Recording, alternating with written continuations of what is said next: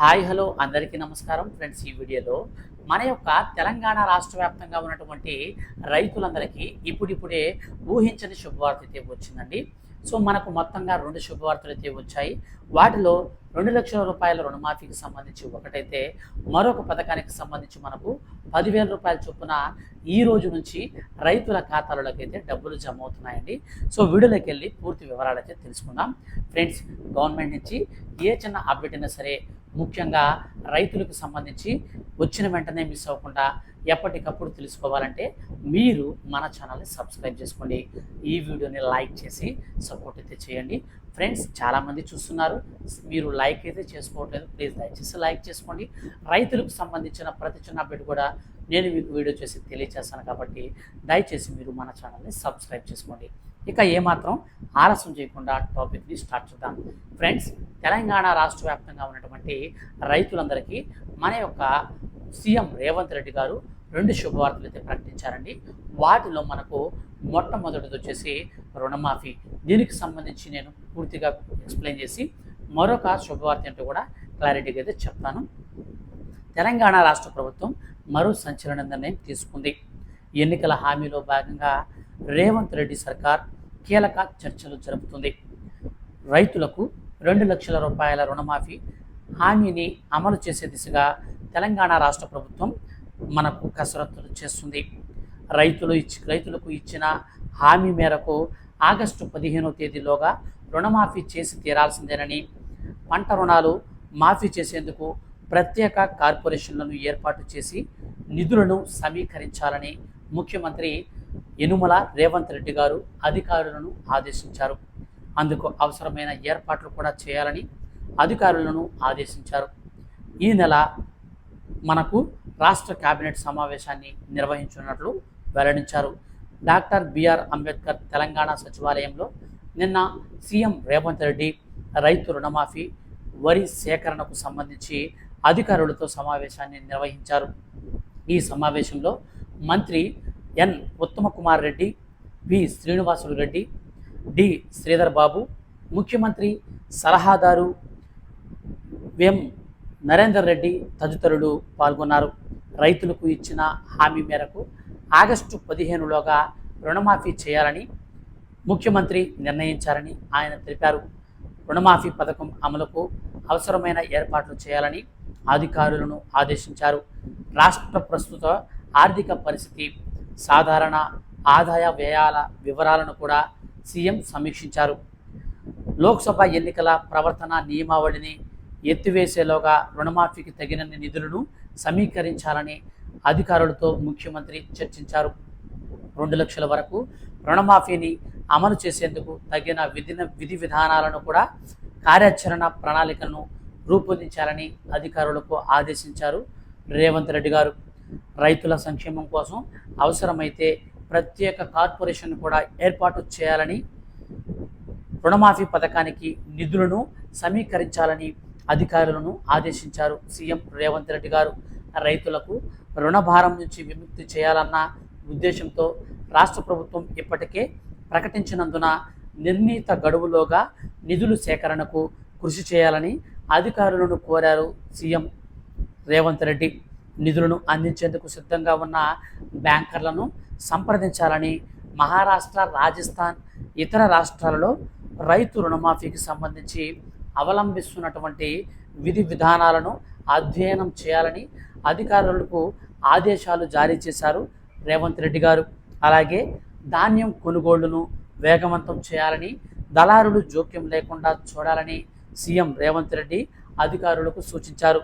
రైతుల నుంచి నేరుగా ధాన్యాన్ని కొనుగోలు చేసి, మిల్లింగ్ ద్వారా ధాన్యం కొనుగోలు చేసి, సన్న బియ్యాన్ని సరసమైన ధరలకు దుకాణాలకు సరఫరా కూడా చేయాలని అధికారులకు సూచించారు మన యొక్క ముఖ్యమంత్రి రేవంత్ రెడ్డి గారు. అలాగే సన్న బియ్యాన్ని సరసమైన ధరలకు సరఫరా చేస్తూ వర్షాకాలం ప్రారంభానికి ముందే వరి సేకరణ అంతా కూడా పూర్తి చేయాలని ఆదేశించారు. తక్షణమే మార్కెట్ యార్డుల్లో కూడా ధాన్యం కొనుగోలు చేయాలని, తేమ శాతం ఎక్కువగా ఉన్న వరి ధాన్యాన్ని కూడా విక్రయించేందుకు రైతులకు ఎలాంటి ఇబ్బందులు కలగకుండా చూడాలని ముఖ్యమంత్రి అధికారులను ఆదేశించారు. ధాన్యం కొనుగోలులో అక్రమాలకు పాల్పడే రైసు మిల్లర్లపై కఠిన చర్యలు తీసుకుంటామని ఆయన హెచ్చరికలు జారీ చేశారు. ఈ విధంగా తెలంగాణ రాష్ట్ర వ్యాప్తంగా ఉన్నటువంటి రైతులందరికీ ఇప్పుడిప్పుడే మనకు రేవంత్ రెడ్డి గారు ఈ శుభవార్తను ప్రకటించారు. ఇక రెండోదిగా చూసుకున్నట్లయితే మన యొక్క రాష్ట్ర వ్యాప్తంగా ఉన్నటువంటి మనకు ఎవరైతే ఈ యొక్క రాష్ట్ర వ్యాప్తంగా రీసెంట్లీ వచ్చినటువంటి తుఫాను ప్రాబ్లమ్స్తో, అంటే మనకు తుఫాను వల్ల వచ్చినటువంటి ప్రకృతి వైపరీత్యాల వల్ల పంట నష్టపోయినటువంటి రైతులందరికీ కూడా మన యొక్క తెలంగాణ రాష్ట్ర ప్రభుత్వం ఈ రోజు నుంచి ఒక్కో ఎకరాకు 10,000 రూపాయల చొప్పున నేరుగా జమ చేయాలని అధికారులను ఆదేశించారు.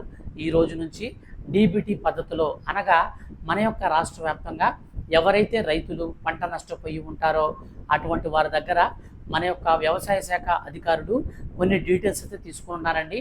మీ యొక్క ఆధార్ కార్డ్ నెంబరు, అలాగే మీ యొక్క పంట పొలానికి సంబంధించినటువంటి సర్వే నెంబర్లు అయితే వాళ్ళ దగ్గర సేకరించారు రీసెంట్లీ.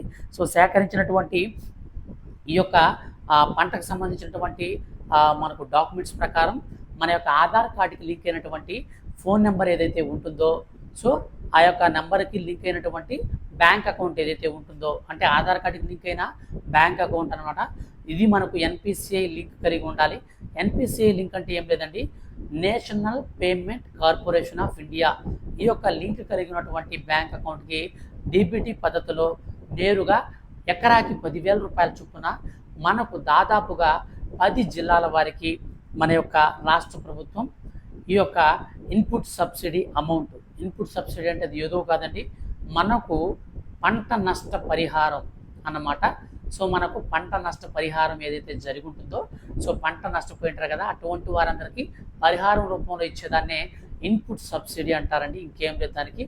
కాబట్టి మన యొక్క తెలంగాణ రాష్ట్ర వ్యాప్తంగా ఉన్నటువంటి రైతులందరికీ ఈ యొక్క ఇన్పుట్ సబ్సిడీ అమౌంట్ వచ్చేసి మనకు ఈ రోజు నుంచి మనకు వరుసగా దాదాపు 4 నుంచి 5 రోజుల వరకు రైతుల ఖాతాలకు అయితే పడతాయి. అలాగే మనకు త్వరలో, అనగా వచ్చే నెల మొదటి వారంలో అర్హత కలిగినటువంటి రైతులందరికీ కూడా 2,000 రూపాయల చొప్పున కేంద్ర ప్రభుత్వం ఇచ్చేటువంటి పిఎం కిసాన్ సమ్మాన్ నిధి 17వ విడత డబ్బులు కూడా అయితే పడతాయన్నమాట. అయితే 17వ విడత డబ్బులు పడాలంటే అర్హుల లిస్టులో మీ పేరు ఉండాలి. రుణమాఫీ డబ్బులు మీకు పడాలంటే అర్హుల లిస్టులో మీ పేరు ఉండాలి. ఈ యొక్క 2 లింక్స్ నేను వీడియో కింద డిస్క్రిప్షన్లో ఇచ్చాను. మీకు ఇప్పటి వరకు బ్యాంక్ అకౌంట్కి Aadhaar card number, NPCI link లేకపోతే వెళ్ళి చేసుకోండి. అలాగే దీనితో పాటుగా మీకు ఈ యొక్క పిఎం కిసాన్ సమ్మాన్ నిధి పథకంలో భాగంగా 17వ విడత డబ్బులు పడాలంటే మీరు ఈకేవైసీ చేసుకొని ఉండాలి. అనగా పిఎం కిసాన్ సమ్మాన్ నిధి పథకానికి సంబంధించిన మీకు ఆధార్ కార్డు అయితే లింక్ చేసుకోవాలి. ఆ పథకానికి మీ ఆధార్ కార్డు లింక్ చేసుకోవాలి. ఇలా లింక్ చేసుకునే దానికి 2 పద్ధతులు ఉన్నాయండి. ఇప్పటి వరకు మన యొక్క కేంద్ర ప్రభుత్వం 16 విడతల నిధులను అయితే విడుదల చేసింది. 17వ విడత వచ్చే నెల మొదటి వారంలో విడుదల చేస్తున్నారు. కాబట్టి మీకు ఈకేవైసీ తప్పనిసరి. ఈకేవైసీని మనం చేసుకునే పద్ధతులు 2. వాటిల్లో మన యొక్క రాష్ట్ర ప్రభుత్వం మనకు చెప్తుంది ఏంటంటే, మన దగ్గరలో ఉన్నటువంటి సిఎస్సి సెంటర్కి వెళ్ళి, అనగా కామన్ సర్వీస్ సెంటర్, ఈ యొక్క సెంటర్కి వెళ్ళి మనం మన యొక్క ఆధార్ కార్డుతో పిఎం కిసాన్ సమ్మాన్ నిధి పథకానికి లింక్ చేసుకునే పద్ధతి ఒకటైతే, మరొకటి మనం మన యొక్క ఆధార్ కార్డ్ నెంబర్కి లింక్ అయినటువంటి ఫోన్ నెంబర్ని దగ్గర పెట్టుకొని ఓటీపీ ద్వారా మనం పిఎం కిసాన్ సమ్మాన్ నిధి వెబ్సైట్లోకి వెళ్ళి చేసుకోవడం. సో ఈ యొక్క 3 లింక్స్ అయితే నేను మీకు డిస్క్రిప్షన్లో ఇస్తాను. పిఎం కిసాన్ సమ్మాన్ నిధి పథకానికి సంబంధించి అర్హుల లిస్టులు చెక్ చేసుకున్న లింక్తో పాటుగా రుణమాఫీకి సంబంధించి కూడా ఇస్తాను. సో కాబట్టి మీరు మొత్తంగా ఈ లింక్స్ అయితే ఉపయోగించి మీరు చెక్ చేసుకోండి.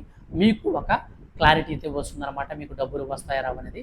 ఫ్రెండ్స్, ఇదండి ఇప్పుడిప్పుడే తెలంగాణ రాష్ట్ర వ్యాప్తంగా ఉన్నటువంటి రైతులకు సంబంధించి వచ్చినటువంటి 3 శుభవార్తలు. వీడియో కనుక మీకు నచ్చితే లైక్ చేసి మీ యొక్క ఫ్రెండ్స్ అండ్ ఫ్యామిలీకి ఈ వీడియోని షేర్ చేసి, మీరు ఇంతవరకు మన ఛానల్ని సబ్స్క్రైబ్ చేసుకోకపోతే దయచేసి సబ్స్క్రైబ్ చేసుకొని వీడియోని లైక్ చేసి సపోర్ట్ అయితే చేయండి. Thank you for watching.